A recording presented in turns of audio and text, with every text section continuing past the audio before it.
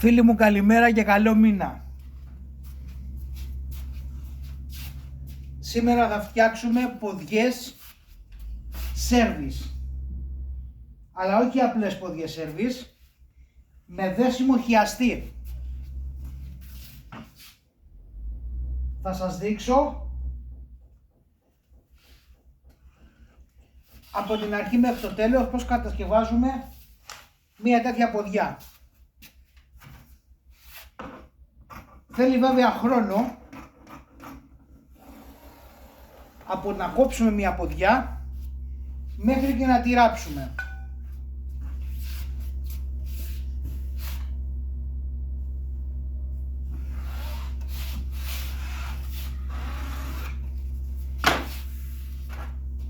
Σε πρώτη φάση θα σας δείξω πώς κόβεται μία ποδιά.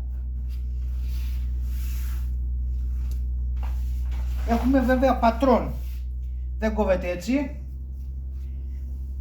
Γι' αυτό και είναι δύσκολο καμιά φορά που ζητάτε ότι εγώ θέλω αυτό και σας λέμε δεν γίνεται γιατί πρέπει να έχουμε το πατρόν του.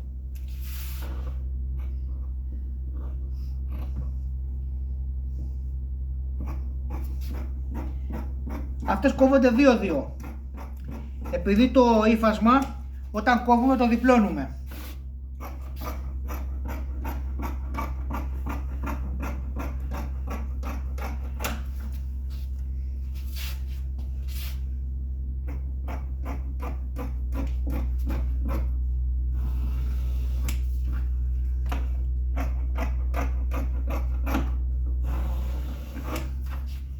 Λοιπόν, και είμαστε έτοιμοι. Έχουμε κόψει την ποδιά μας. Είναι αυτό εδώ. Και είμαστε έτοιμοι να το πάμε για ράψιμο. Θα σας δείξω και πώς γίνεται το ράψιμο στο επόμενο βίντεο.